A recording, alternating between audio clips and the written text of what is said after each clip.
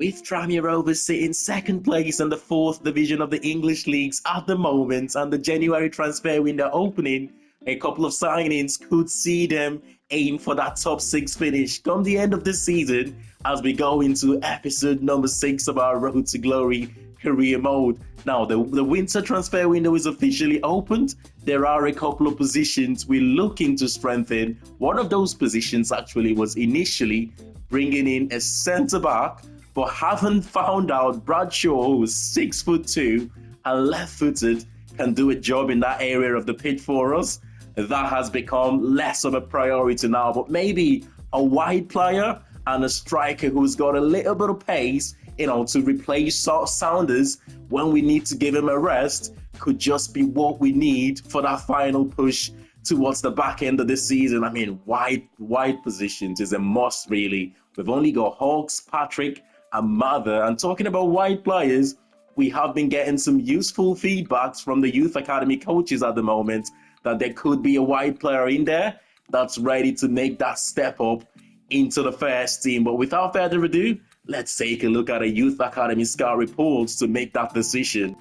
We have got here Kerr Gibb, who is a wide forward and a wide midfielder. Physically, he's not the quickest, but have a good balance and low center of gravity, which allows him to compete physically. Rating 6 out of 10. They think he can make the step up physically. Technically, he's an excellent dribbler with good close control, capable of beating his man both on the outside and on the inside. Good passer and good crosser of the ball. Attacking wise, he's an excellent finisher and the academy top scorer. I mean, he likes to play in the right forward role. Look at the run from him here. Can he finish? Yes, he can. He's got is that a red? Oh, it's a red boot, it looks like. That's the low center of gravity that they were talking about. How easy for him to skip past his man. Close control is good. I mean, he can get himself out of tight positions, winning man of the match awards. I mean, well, it looks like it's a good play here, isn't it? He can go on the outside. He can get assist as well. Oh, I'm liking what I'm seeing here right now. How is this crossing? Oh, not bad. A little bit more power on the cross, maybe. But here we go. He's got his man where he wants him. He's cut into his right foot. He's found the far corner. What a player. Okay, look at that for a pass. He can switch it as well when he needs to. That's another assist. We have to promote him to the first team, don't we? He'll save us a few £100,000 as well. And we have seen with Arthur Stewart, our Birkenhead Marcelo, that the youth players can make that step up if given the opportunity. He's not the strongest, the most physical player, but according to the youth coaches, his low center of gravity certainly makes him capable of making that step up. Technically, he still needs to improve a bit more from what we can see, but I think he can do a job for us, not starting all the games, but coming off the bench and starting some of the games for us. And from now to the end of the season, we could have a good little player in our hands here. He's left-footed. We don't have any left-footed wide players in the first team at the moment, which this would make the difference for us. Come on, let's promote him to the first team. He will get the number 37 shirts from now to the end of the season. These youth academy players, by the way, I like to give them, bigger squad numbers, or higher squad numbers, I should say. And the more impacts they make in the first team, as they get more experience in the first team, they can go for some of the other sought after numbers. But you've got to earn that. I honestly believe to get the number 7s, number 10s, number 11s, you have to earn those shirt numbers as a young player. But one of the rules of this career mode is that we can search for players only for loan signing, and we need a striker. We need a pacey striker, and I've got a couple in mind here. The first one is Zach Lovelace, who has been so unfortunate with injuries for Millwall, by the way. And if we can get this player on loan from now to the end of the season, that gives us a little bit of pace. And the other one is Daniel, playing for Bournemouth, I believe. He had a loan spell at Carlisle. I believe sometime early this season, he had a loan spell at Carlisle. I'm not sure if he was recalled back early by Bournemouth or whether the loan move ended. But it is Dan Adu Ajayi, who is 19 years of age. Again, he's got a little bit of pace about him, but we will scout both players and see which one of those we will try and bring in on loan. It will all depend on budgets, of course. Wages is massive for this one. We don't want to be paying more than 6 to 7k, and given that our highest paid players are 8k in the team, so bringing in a loan signing, we don't want to be breaking our wage structure. But without further ado, let's go into the first game of today's episode. And it's a snowy condition for this one in Merseyside at Prenton Park, our first snow of the season. We know it does make the gameplay a lot more difficult. I do like it though. It adds a little bit of realism to the game. But Jordan Daniels starting midfield for them, one of the better players in this Grimsby Town team. It certainly does make it harder, doesn't it? The snow and the rain, the game playing on ultimate difficulty is hard enough, but added with the snow and the rain, it makes it much difficult. And talking about making it much difficult, Captain Tom Davies have been sent off here. I don't think it should have been a red card, but by the rules of the game, he's the last man, he's missed the ball, he's brought his opponent down. I can see why the referee have given the red card, but Leo Connor replacing Hawks here.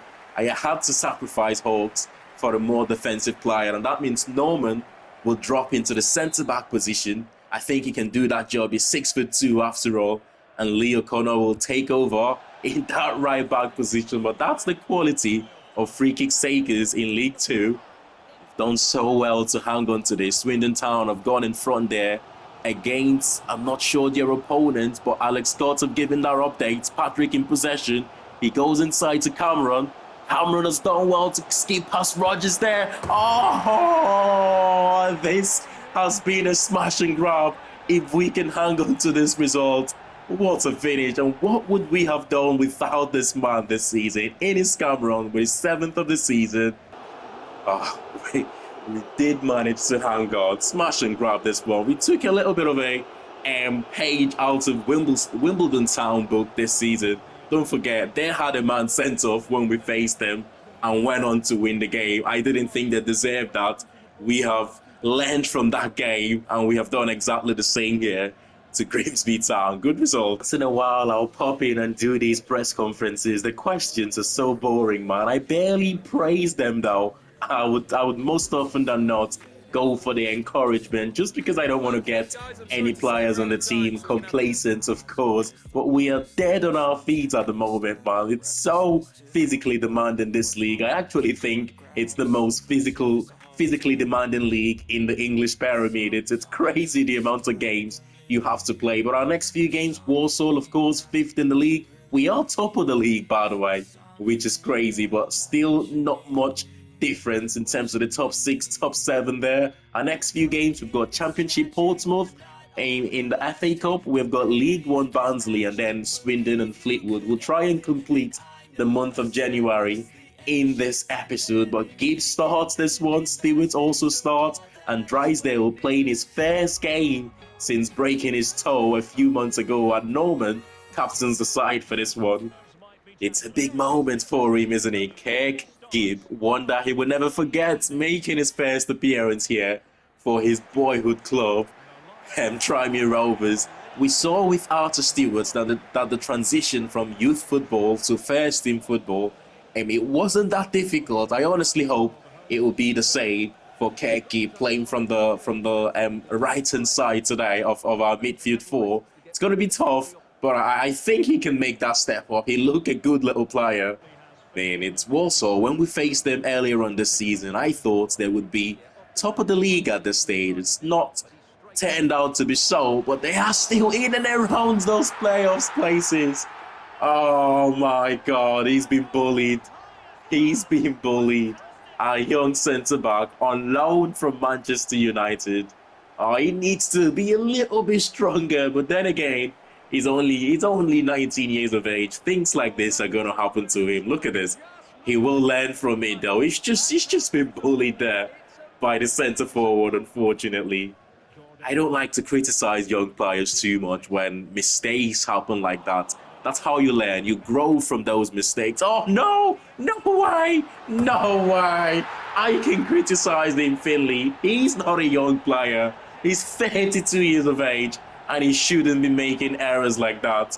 As Whitley, on loan from Manchester United as well, converts to give Walsall 2-0 advantage. It's been a tough game, man. This is, by the way, the youngest starting 11 that we have put out in a game this season. So no surprise we're struggling against a team like Walsall.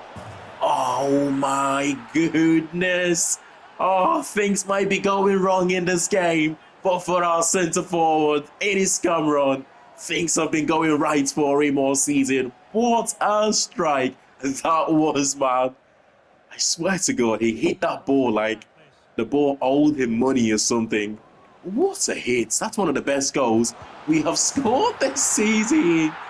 And Ethan Whitley makes it 3-1 here. It's giving Walsall back the 2-goal advantage. It's been a poor performance from us. But like I said, very, very young squad, young team going into this game. You look at the likes of the left back, Arthur Stewart, Gibb, the centre back, Louis Jackson started this one as well. It was just young players all over the pitch. We had to rotate the team. Unfortunately, it's come against a decent Walsall side. Fratton Park is the destination for this one. In the southeast of England, it's Portsmouth, it's the FA Cup. It's almost a free hit for us in the sense that no one expects anything from us from a game like this. If we win, it's positive.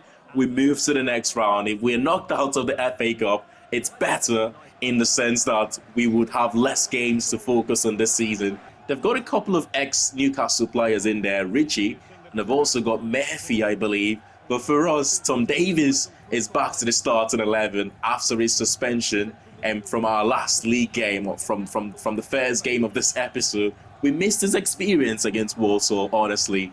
And it's good to have him back here. And it's a young team still, but in a game like this, there is no pressure on players like Kerr, Gibb, Arthur Stewart. You know, they go, oh, I think that's Mary with the strike.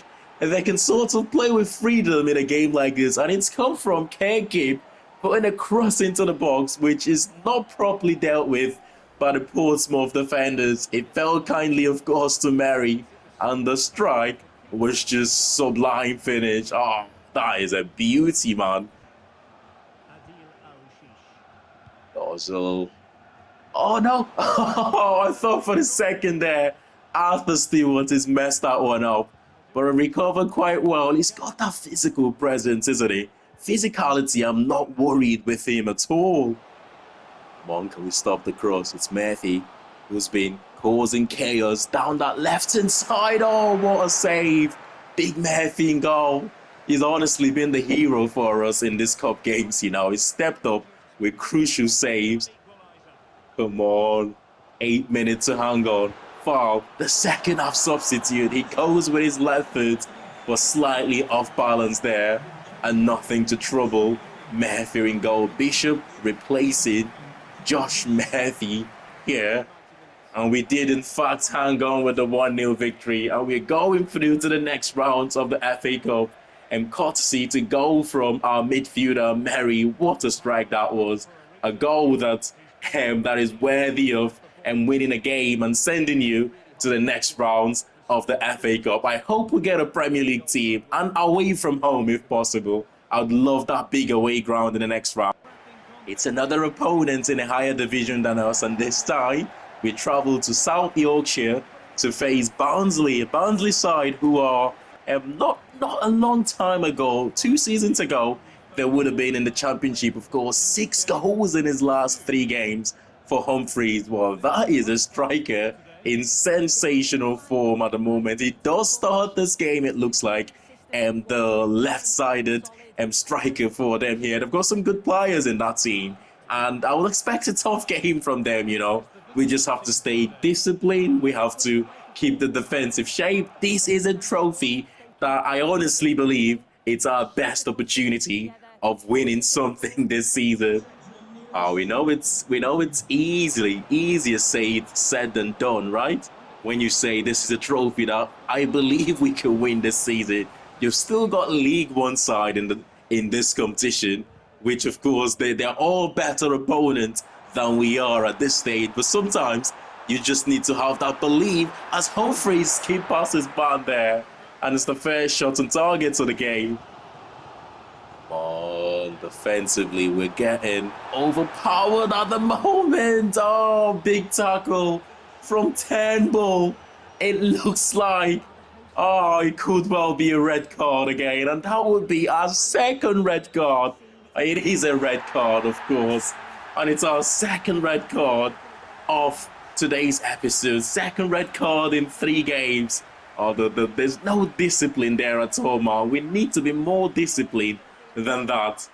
I actually think this one is more of a red card compared to the Davis one. Oh, no way, Humphreys, man.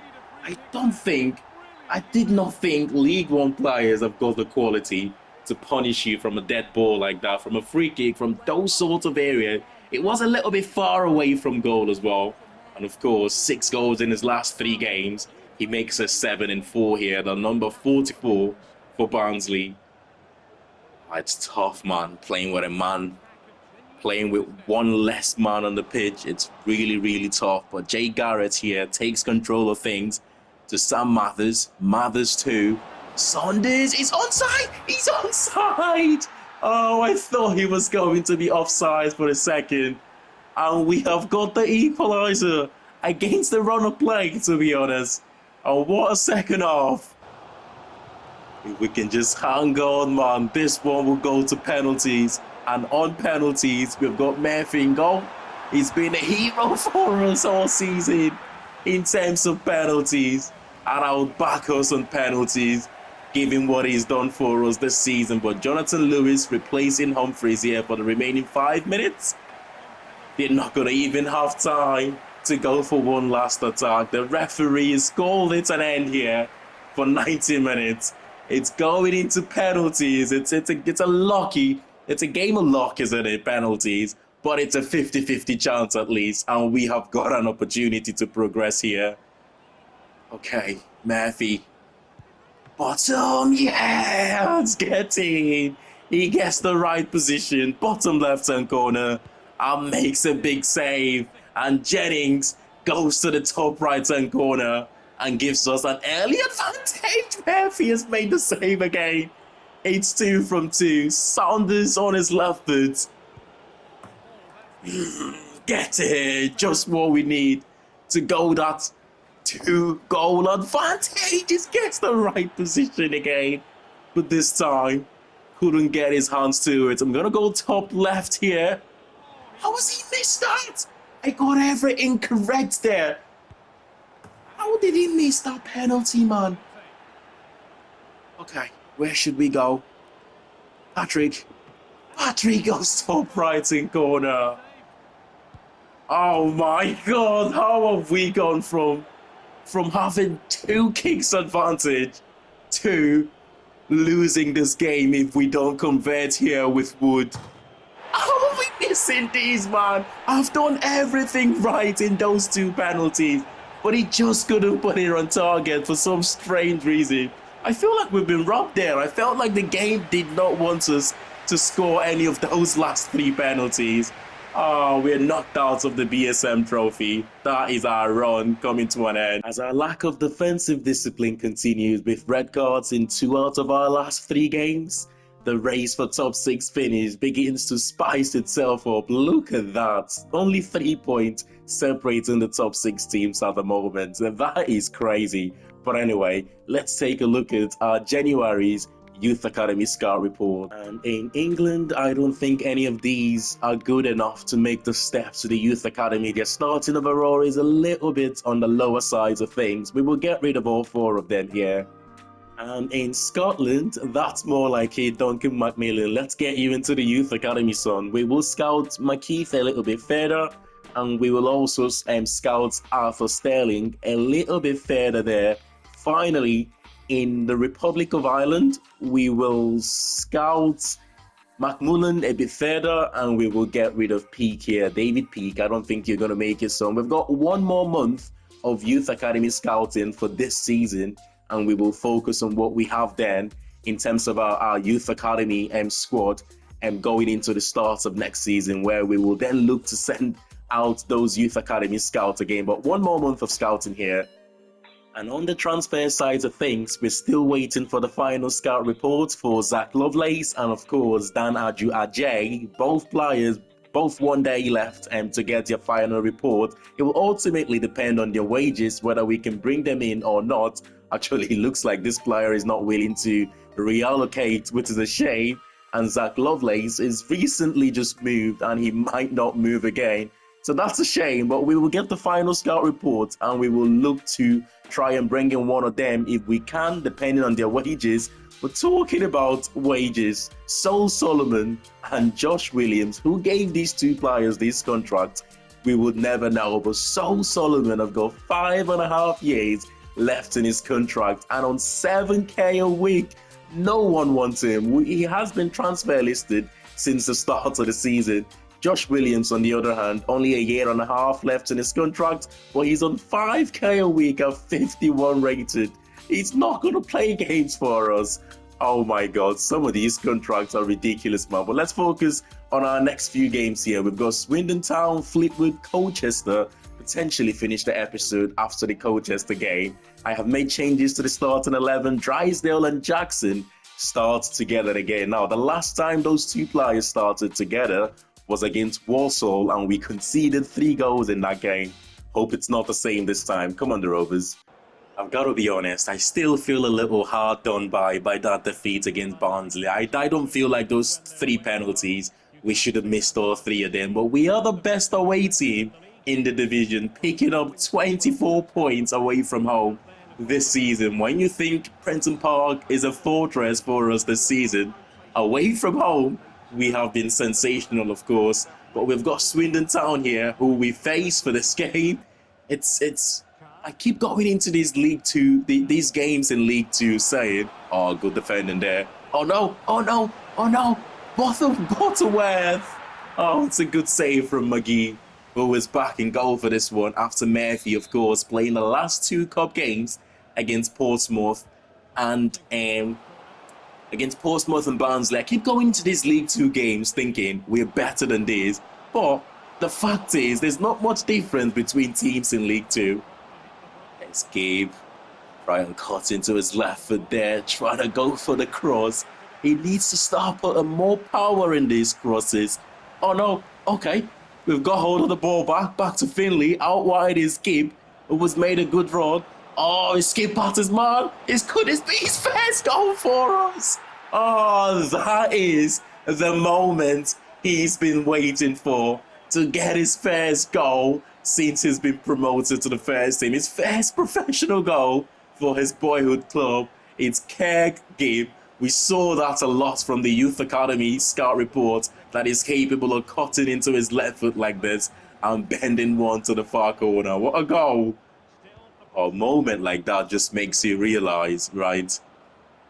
The most sort of the happiest moment you're going to have in these games, it's been cleared, is when when you do the right things, promote youth academy players, and they end up doing well for you. You enjoy this moment. You almost feel like a proud dad.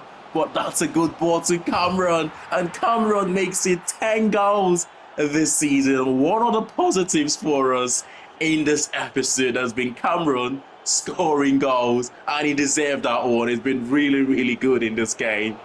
That's it. It's a 2-0 victory for us. Thoroughly deserved victory, and it's nice to see a youth academy graduate getting involved with the goals. Kerg Gibb, take a bow on, deserved it. So we've got the final scout report then for the likes of Lovelace and Ajay, and let's not forget, we have searched for them, and that means we can only sign them on loan for 15k for Lovelace and 21.5k for Dan. That is a lot of money there. We can't afford these, can we? But we will try though. We will try to pay about 50% of their wages, or in the case of Dan, pay about 40% of his wages if their respective clubs should allow us to do such deal. then I'll be happy to bring both players or one of those players on loan here for the remainder of the season. I think a 40-60 split seems fair. We pay 40% of his wages, £6,000. Oh my God, they're not wanting to pay 60% of his wages whilst he's on loan. That is a shame because he was going to get that game experience or game time in a League Two side and go back to Millwall a better player, but they have refused to pay such a high proportion of his wages. Let's do the same then for Adu Ajay. Let's see if we can get this one sorted at least. 50-50, it's getting so close. Come on, let's try it one more time. Should we just go 40%? No, we cannot break that wage structure of 8k a week. I'll stick to the 35%. I'm most likely going to walk away here. Oh no, it's such a shame though. You would expect a Premier League team like Bournemouth to have no issue at all paying 65% of a young player's wages to go out on loan. That is a shame. No way, man. No way. As if it's not difficult for us at the moment trying to bring in a striker. Blackburn Rovers have decided to add to our misery at the moment. They've recalled Jay Garrett for lack of appearances this season. I think he's played a lot of games for us this season, so I'm not sure why he's been recalled. He's actually been one of our better players in midfield. But for now, we've got one final game in this episode at Prenton Park to Fleetwood Town. Come on, the Rovers. You know, I just hope this last run of games where we have been scoring goals, it's not a fluke, it's something that we're going to be doing a lot more consistently. Now, the way we defend, if we start scoring more goals, we will be a nightmare for a lot of teams in this division. Of course, we need to keep that ability to still keep clean sheets, but we're scoring more goals now. It's a positive though, it's a big positive for us. We'll go short with the corner here to Hawks. Combining back to Finley. Finley crossed to the far post. Oh, Saunders win the header. And Cameron taps it home for his 10th goal or 11th goal of the season. I'm not so sure now. But that is a well-worked corner. What we deserve in this game, to be honest. It's his 10th of the season. I thought that was Cameron's 11th goal of the season. I'm starting to doubt myself now. I'm sure I said it was his 10th goal of the season when he scored in the last game.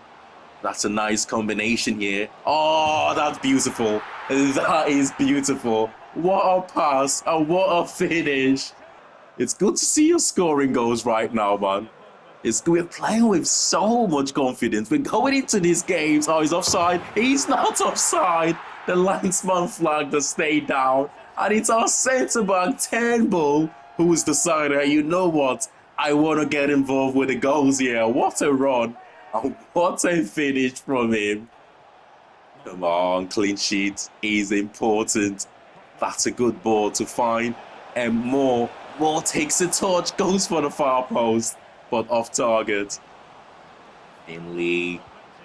That's the fourth. That is the fourth. And for the first time this season, we have scored 4 goals in a game. It's Davidson coming up from the bench to make it 4 for us. Comfortable victory. This has been, by the way, the most impressive we have been all season. Like I said, the fact that we're scoring goals right now, I just hope it's not a fluke, that it will be something that would continue from now to the end of the season. And the way we defend, if we score more goals, we will be a nightmare for teams in this division. We will get one of those automatic promotions if we keep scoring. I mean, we're still top of the league, level on point though with second place, Wimbledon, and looking quite good at the moment. Our priority have shifted now from a striker to a centre midfielder, by the way. The fact that we have lost Jay Garrett, we've only really got Mary, Finley and Henry, 3 players to cover those 2 centre midfield positions from now to the end of the season. I don't think they would be able to do it all on their own. So we will need a little bit of body in the next episode. We will try and bring in a midfielder, preferable on loan. However, I'm not opposed to permanent signings either. So let me know about 1 or 2 loan signings in the comments.